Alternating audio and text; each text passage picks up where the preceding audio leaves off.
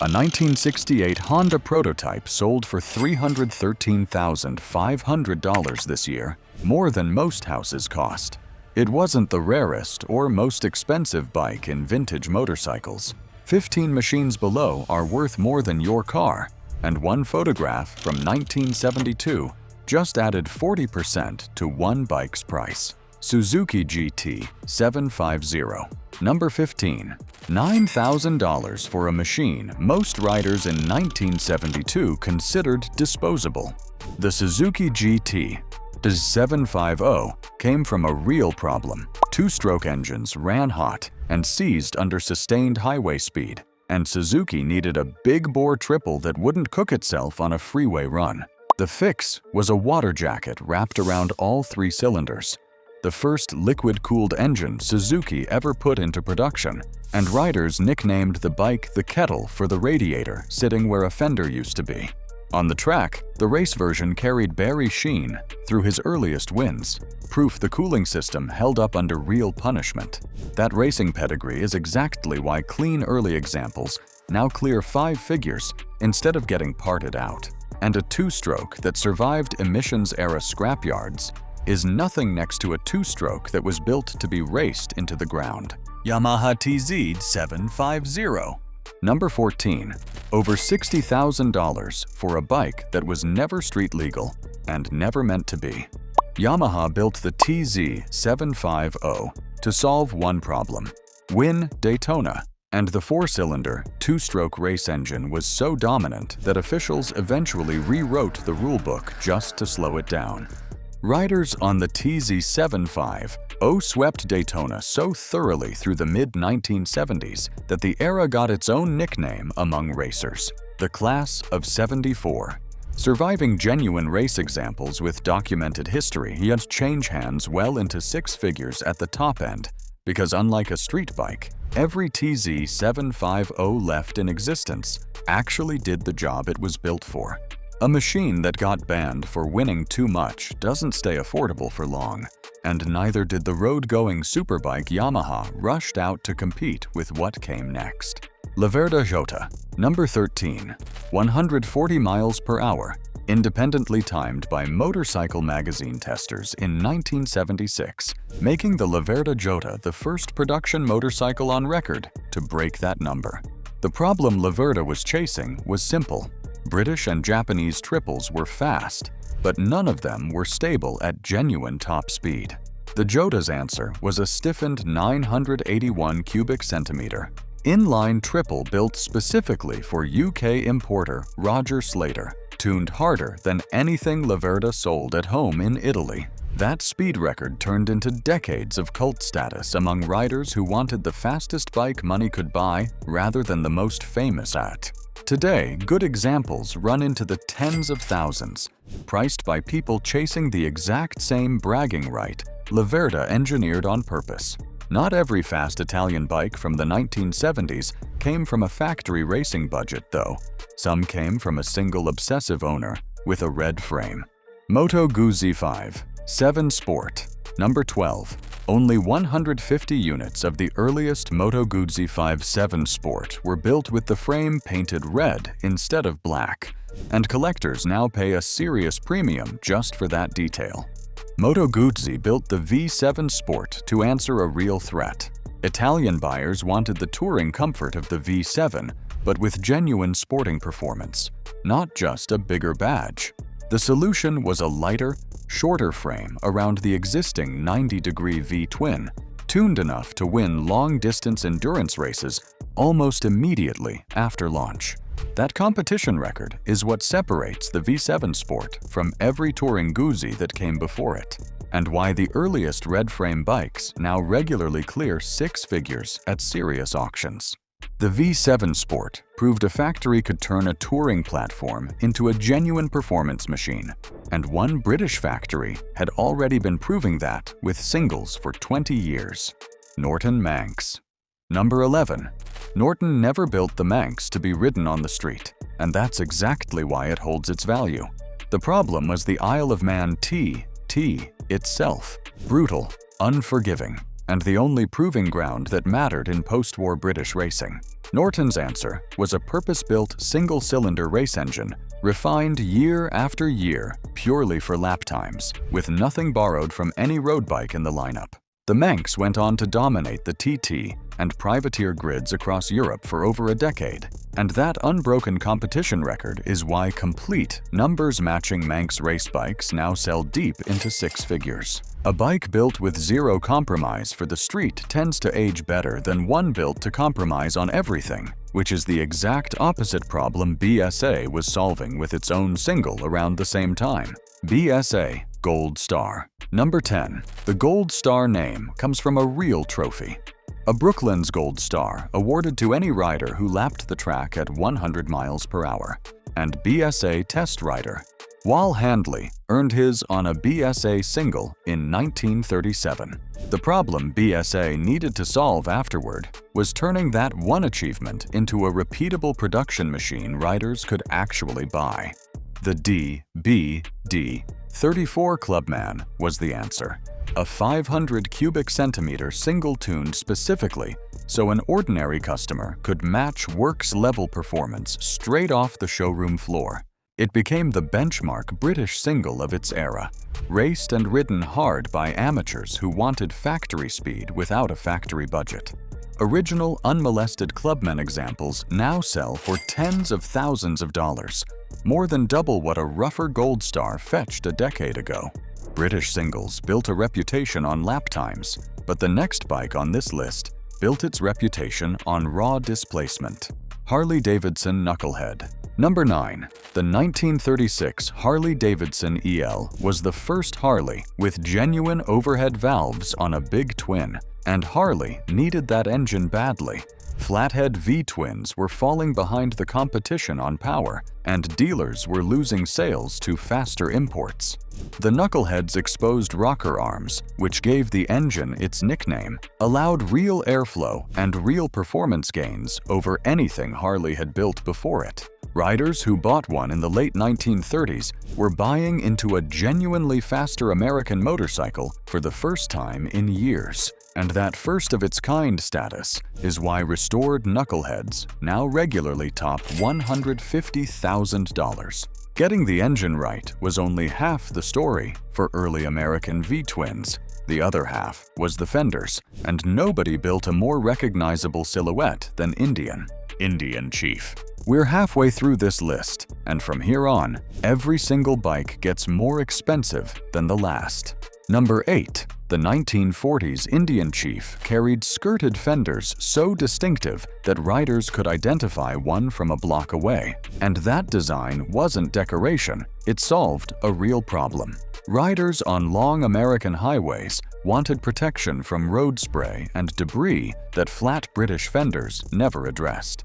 Indian's answer was a 74 cubic inch flathead V-twin wrapped in flowing steel that became the company's signature look through the decade. That silhouette turned into genuine cultural weight, showing up in film and post-war advertising as the definitive image of American motorcycling. Excellent original Chiefs now sell well into six figures for the right combination of year and condition, proof that styling can hold value just as hard as horsepower.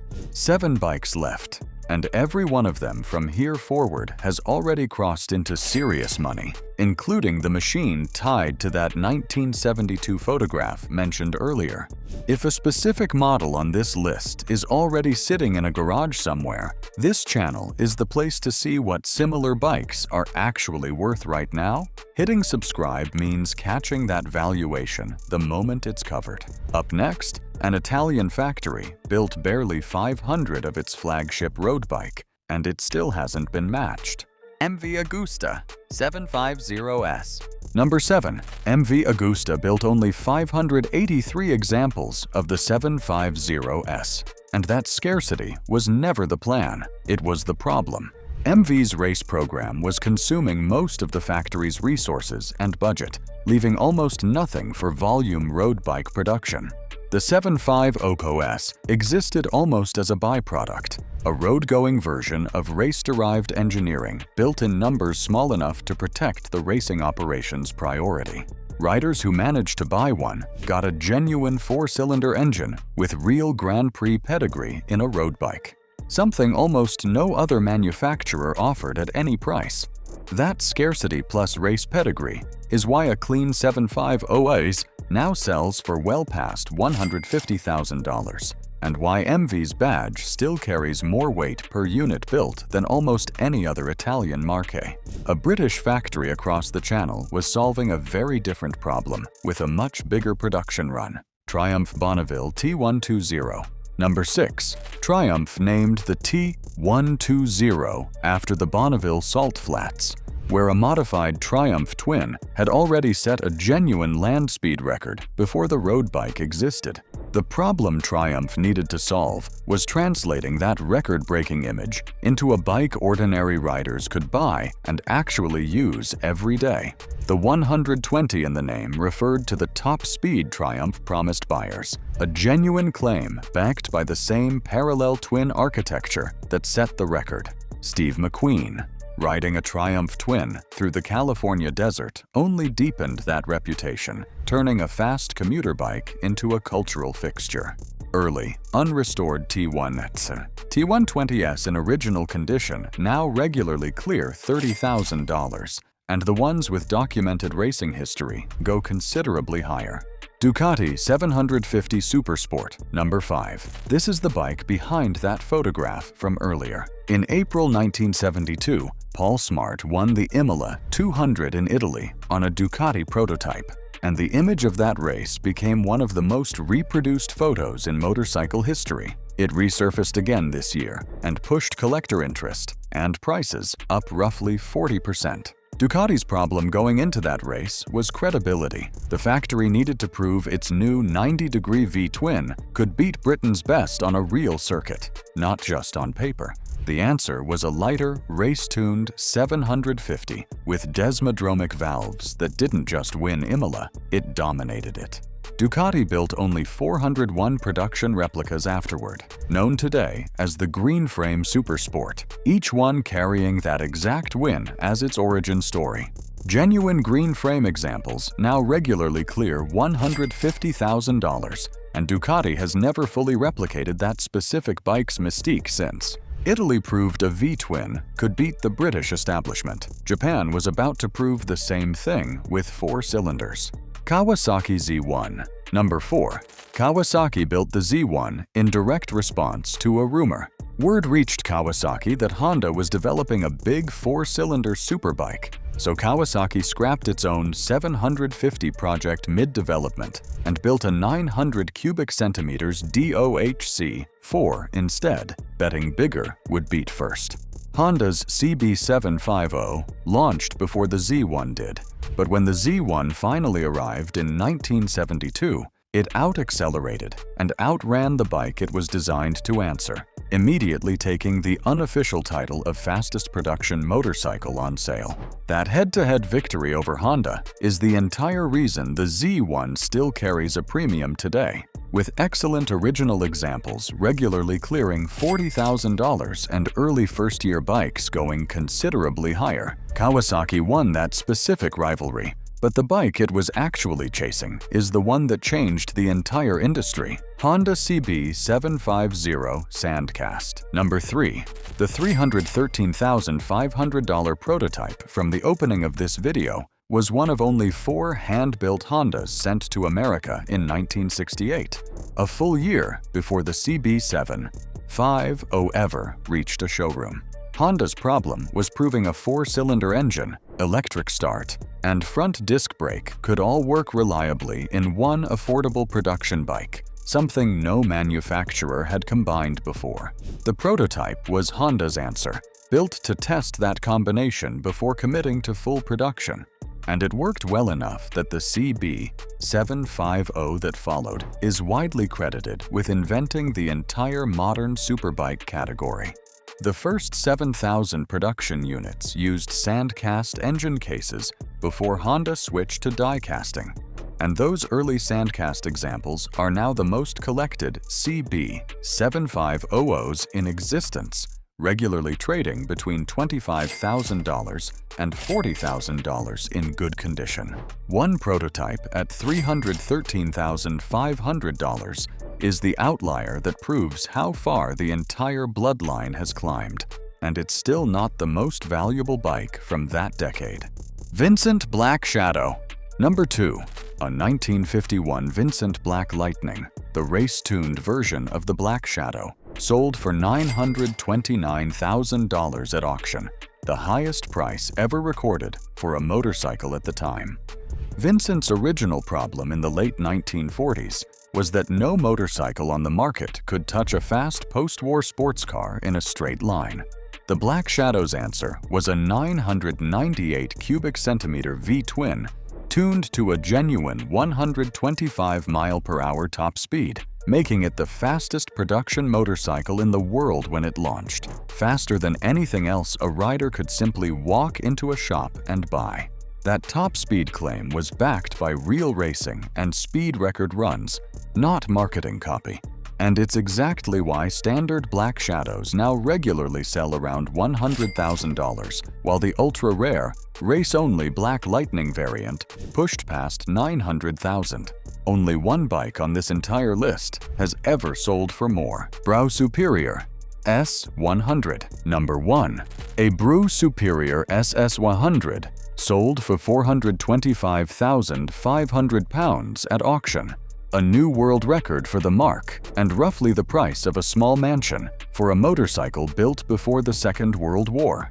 Brau's problem in the 1920s was reputation. Motorcycles were seen as cheap, unreliable transport next to the finest cars of the era. George Brau's answer was building every SS100 to individual customer order, testing each one to a guaranteed 100 miles/hour before it ever left the factory floor, a promise no other manufacturer in the world was making. That guarantee is what earned the SS100 its nickname from the era's press, the Rolls-Royce of motorcycles, a comparison Brau eventually got direct permission from Rolls-Royce itself to use. Nearly a century later, that same reputation for engineering no other factory would risk is exactly why the SS100 still sits at the top of this list, and why prices keep climbing instead of leveling off.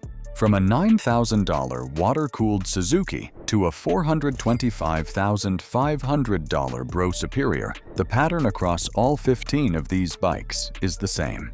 Every single one solved a real engineering problem first, whether that was overheating, top speed, reliability, or reputation, and the fame and the money followed the solution rather than the other way around. None of these machines were built to become museum pieces. The Manx was built to win a brutal island race. The TZ750 was built to win Daytona so completely it got banned from doing it again. And the Brau Superior was built because one man refused to sell a motorcycle he wasn't willing to guarantee with his own name. That's the actual through line connecting a $9,000 kettle to a $500,000 Brau Superior. Every bike on this list earned its price by being genuinely, provably better at the one job it was built to do, decades before anyone thought to call it an investment. 15 bikes, one very specific photograph, and a value climb that isn't slowing down in 2026. For more breakdowns like this one, subscribe and drop the bike from this list worth the most in a garage somewhere in the comments below.